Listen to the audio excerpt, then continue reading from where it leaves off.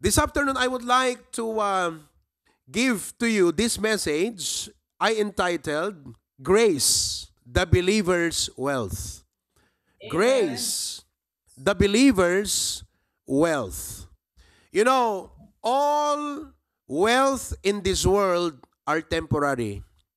And to us Christians, it is not wrong to have material wealth.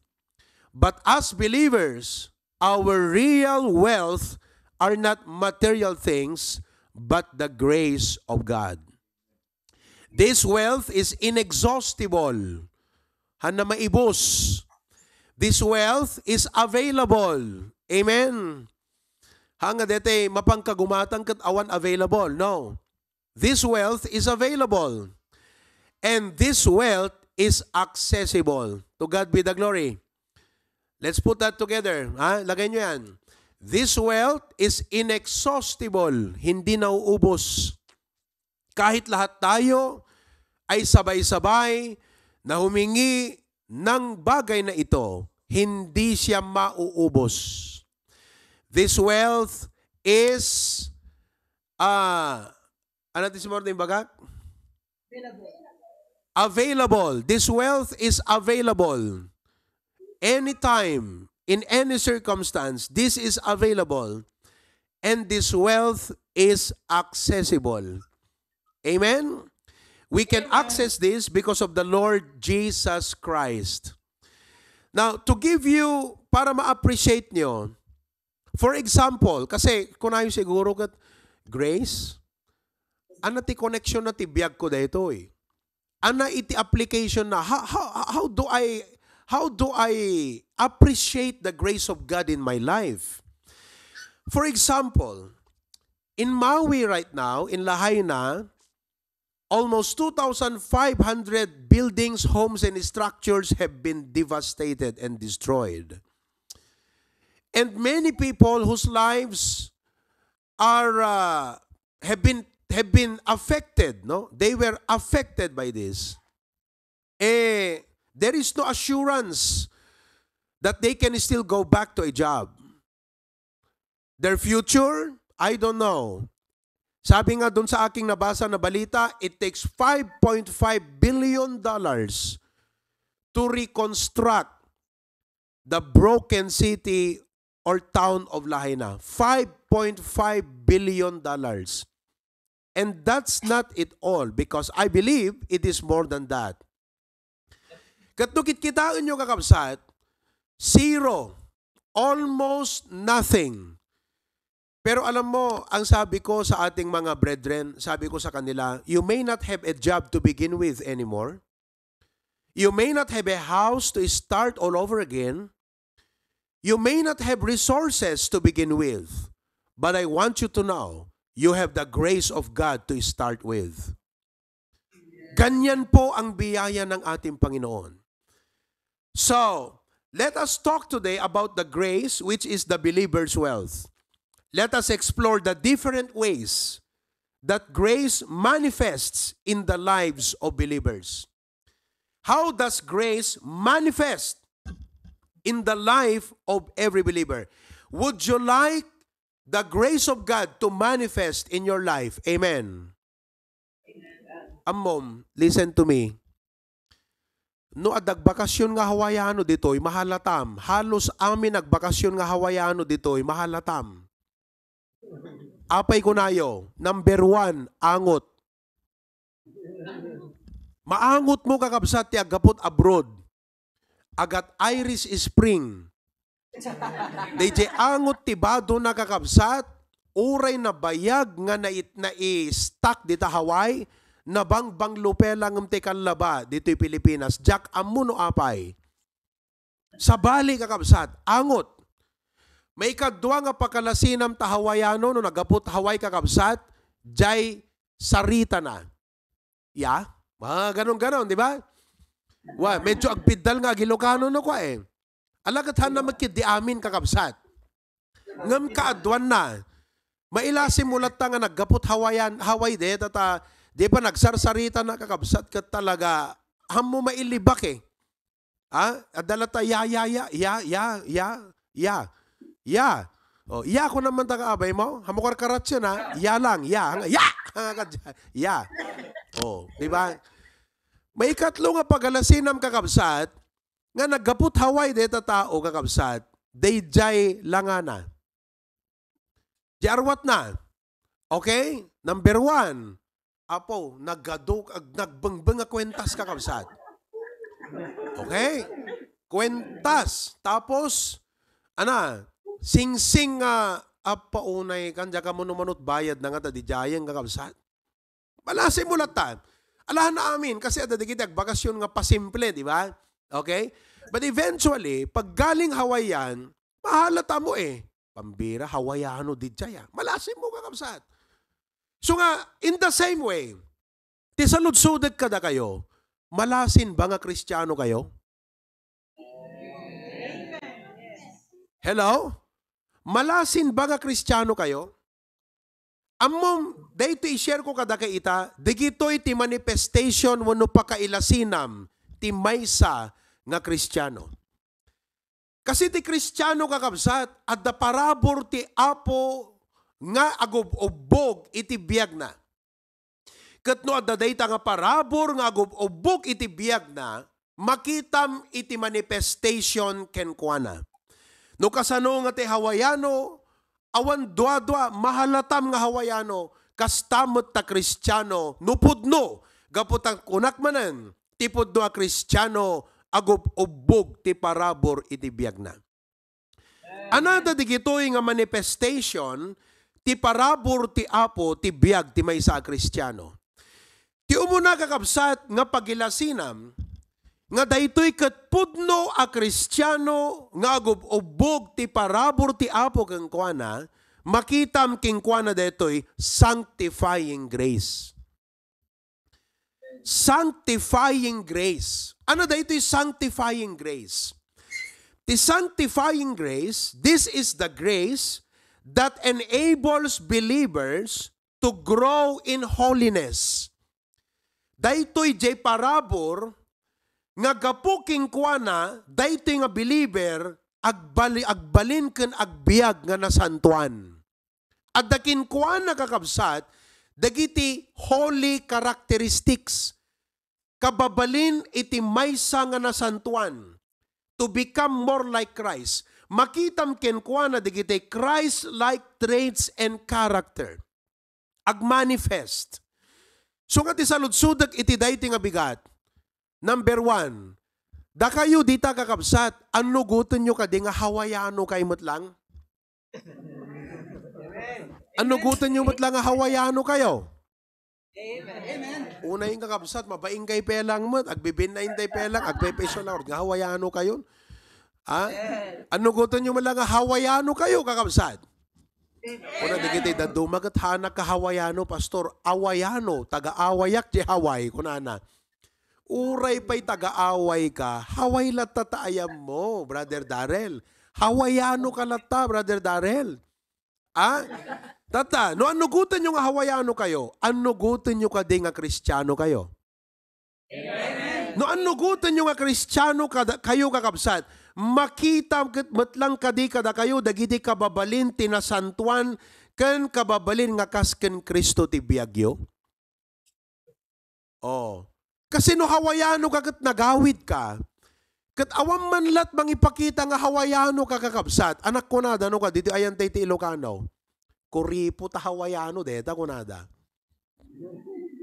At paunay kamutang, di ka lagpa, meriendan. Among ngamin, dito ayan tayo kakabsat, alagat, hanggang isot expectarum magkit de. Ang, no Hawaii ko naman kat pasarabo. Ayan, hello? So, no ibagam nga Kristiyano kamat, at the manifestation naging ka, nga, no kaslamat king ka nga Hawaiiano, hammo maipakita di kita nga manifestation ti Hawaiiano, no hang ka naggapot Hawaii. Apay, basta Hawaiiano kagtaangot mo no hang Hawaii naggapam. Uray sino nga tagadtoy kakabsat, awang pakaangutam ti kastaangot yung adat Hawaii. Awang kakabsat. Uray sino nga kabaknangan dito. Awang pakaangutam ti bado na, kastay bado yung adat Hawaii kakabsat. Detat agpay-payso. Mamati kayo no saan? Dapat mamati kayo, siya ti mangibagbagan, adak ti Pilipinas eh. Kasi da kayo, sanay kayo taangot yun eh. Da kami kapsat, iso nga, amo da, digiti sumangput nga pakete, uray use clothes kakabsat, nakamaimbet kang angutan kakabsat. Kasi awang pakaangutam, uray yan na nga H&M kada, kwadtoy kada kwakabsa, awang pakaangutam tikas dyan nga angot tibado, da ka mo no apay. Talagang naggapot haway. So nga, kastamot kakabsat. Hammo maipakita, digito nga kababalin nga nasantuan, kan kababalin nga mayasping kan Kristo, no awan jay parabor nga agbubog mo tibiyag mo. Amen. Amen. So nga, no kasano nga si kahawayano, automatic manifest ti kinahawayano, kasta kumamat ngagmanifest king ka, ti nasantuan kan na Christian one nga kababalin. Iso ito yung sanctifying grace. It's a foundational concept emphasizing the ongoing work of God's grace in the life of believers. Meaning to say, di aramid dahito nga trabaho kakabsat, balbaliwan na iti panagbiag mo. Umuna, baliwan na di panunot mo because your life is a result of your thinking. Your behavior is a result of your belief. Your action is a result of your concept in life. So what the grace of God will do, balbaliwan na ti panagpanunot mo, nga agmanifest ti panagbalbalo ti biyag, kat kunadaking ka ni, api di ka nagsigsigarilyo, di ka naging inom, api di ka mo't nakastoy, api sa bali mo't pa nagsasaumon, apay, gaputa hawayano kan. Meaning to say, gaputa adaking ka ti parabor iti apo. In Titus chapter 2, kastiti ko natin nasantuan nga surat, Titus chapter 2 verses 11 to 13. Titus chapter number 2 verses 11. Aging gana iti 13. Amen. Okay? Kuna na dito'y Ilocano. Tati parabor ti Diyos amang yek ti pannakaisalakan ket nagparangen ka dagiti so amin at tao. Nga, kuna na J12. Isursuro na tayo. Apagtalawan tayo ti kinadakes. Ken dagiti na ilubungan at artarigagay. Agbiag tayo kumaasi paparbeng. Ken sililinteg. Ken na Diyosan. Ito'y agdama alubong. Kitam ti aramidon ti parabor ti Apo. Teaching us. The word teach is to transform because the objective of teaching is not only informing but transforming. So the grace ti Apo kakabsat, balbaliwan na iso nga, no kunam Kristiyano ak, paandaram ti parabor ti Apo, bayam nga balbaliwan na ka ti panunot ken iti panagbiag mo. Di kad, makitan ton nga dati agat sigarilyo ka, tataawanan day nga angot kakabsat. Hello? Amen? So you are transformed. This is what you call the sanctifying grace. Because the word sanctify, to be set apart. Di biyag mon kakabsat kat day tay mailasin. Nailasin is set apart. Kat mailasin. Meaning you can see the difference. Sanctifying grace. Iso nga, ulitak ti sa ludsod, anugutan nyo lang nga Kristiyano kayo. Amen. Makita ka din, iti nagbalbaliwan, iti biyagyo kakabsat. Kasi no awang makita nga nagbalbaliwan, paiking ka, ugali, ken behavior, ken amin ti panagbiag. Kaya nangasawan, mabali na Kristiyano ka, ngamhaan mo nga pinagandar ti parabor ti Apo ti biyag mo. Number 2, di may kadwa kakabsat, nga pakailasinan, ti Kristiyano nga dati parabor ti Apo kenkwana, at da kenkwana detoy serving grace. Amen. Amom ti may isang pakahalata ampay kakabsat iti Hawaiano, no adda ka diti Pilipinas, kakabsat, automatic nga agipak ni digitay panganan. Dito'y kakabsat kat no inka ag Jollibee, panawam latan. Ngam no nakitam nga digitay, day may nga table kat idi pumano, dagat mapan na ipak ni, kakabsat, Hawaiano di jay. Diyan mo, siguro, siyempre, dita, awan siguro waiter ka, the waitress kami na ya. Awan waiter ka, the waitress. Iso nga, nunalpas kan nga nangan dita, automatic kan eh. O kuno mo dete kwa, dete, nanganamon, inka ipanan di trasbinan. Dito agad awan na maartet Pilipino ka. Nunalpas ka nangan dita, Jollibee, kat, teon ko na, nagat, pinanawon dalatan. Ngam ni Hawaiano ko saan. Tapos no, da makita nagat pidot-pidotan na, talaga nga makitam nga, at da kinahawaiano king kwa na kakabsan. Kasta kumamot ka dati nga Kristiyano. Makita kumamot, DJ, kina-Kristiyano, kasi no Kristiyano ko na, agbibiyag ti parabor dayta. Awan Kristiyano nga nagbibiyag ti parabor. At da parabor iti Kristiyano. Tatano makakita ka mo dete Hawaiano kakabsat.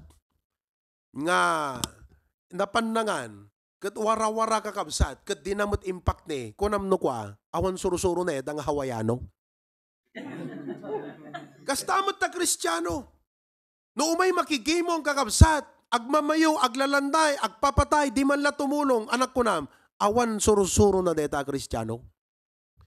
In other words, jay parabor ti apo kakabsat, hamo makita king kuana. Because serving grace refers to enabling individuals to serve others selflessly. Haantay nga nature ti maging servant. But grace gives us that culture to become a servant. Because the nature tayo, selfish. We are sinners by nature.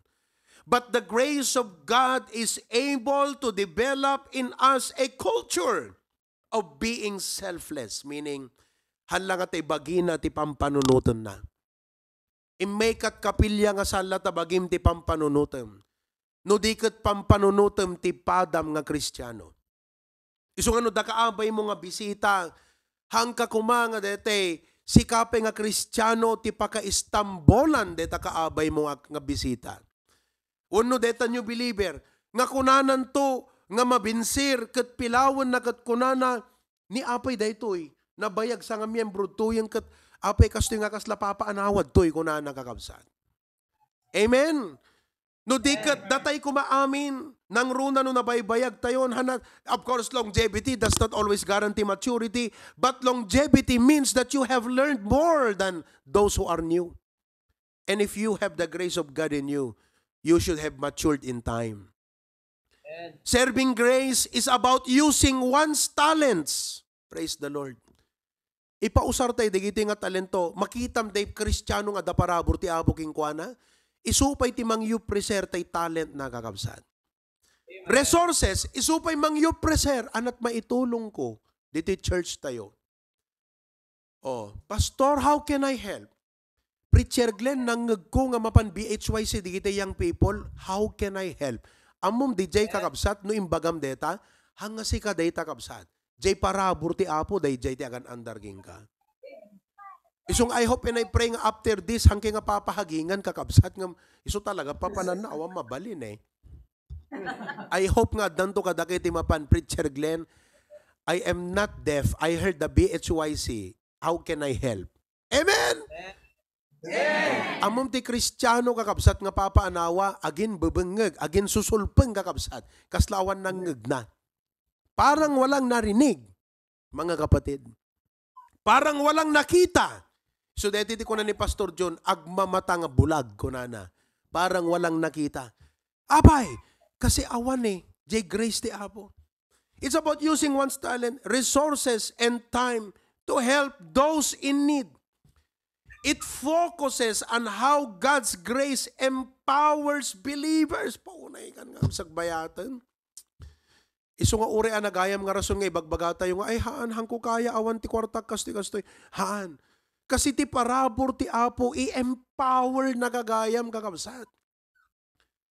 To embody love and compassion through act of service. Kita nyo di 1 Corinthians 15:10. Kuna ni Apostol Pablo. 1 Corinthians 15 verse number 10. And I read from the Ilocano. 1 Corinthians 15 verse number 10. Kuna na dito eh. Ngem gapu ti parabor ti Dios at daak ti kasasaad ko. Ket ti parabor na kanyak saan na nagbalin nga awang kapapayan na. O kakabsat. Hanyo ko mapagbalinan nga data parabor ti Apo ket awan serbi na yan tabiyag mo. Usarem ta parabor ti Apo nga dagan ka. Babaan iti panagserbi. No diket nagbanugak, that means he work. In work out na. Tiyan adupay ngayong kadakwada amin. Ngayong saan nga siya, no diket ti parabor ti Dios nga adda kanyak. So, kunana nga DJ, parabor ti Apo, first, he had an acknowledgement that he had more grace than he can ever need. Ma-acknowledge na kakabsat na meron siyang biyaya galing sa Diyos na mas marami kaysa sa kanyang pangangailangan. At hindi niya lang na-acknowledge yung grace ng Panginoon sa kanyang buhay, kundi ina-acknowledge niya rin kung saan niya ilalaan ang grace na ito ng kanyang buhay. Na ang grace na ito ay inilalaan sa paglilingkod, sa pagiging matapat, sa pagkikibahagi, sa mga gawain at ministry. At dahil doon, tinatanong niya sa kanyang sarili at sa Panginoon, what can I do? In-acknowledge niya po lahat yan. At sa bandang huli, nung makita na marami siyang nagawa, marami siyang nai-contribute, maraming churches ang kanyang nasimulan, in-acknowledge niya rin na hindi siya yun, kundi yung grace ng Panginoon sa kanya yun. Kaya ngayong hapon, ina-acknowledge nyo ba ito mga kapatid? Acknowledge nyo mutlaeng nga dati parabor ti Apo kada kayo? Amen. Acknowledge nyo mutlaeng nga da iti trabaho ti Apo nga iso iti pangusarantay dati nga parabor ti Apo? Amen. Kat kada kayo nga addan iti naaramidan na ken parte na dakkel ken basit ti trabaho ti Apo, acknowledge nyo kadi nga saan nga dakay dayjay no di ket jay parabor mut lang ti Apo.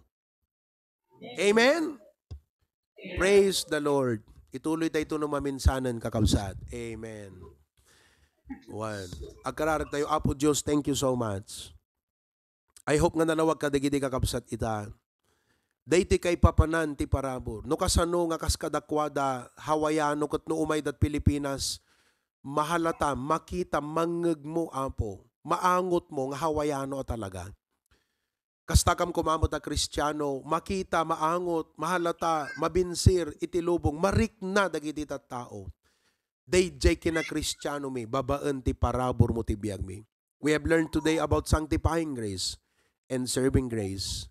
Maraming salamat, Panginoon, sa iyong biyaya sa amin. In Jesus' name we pray. Everyone says, Amen.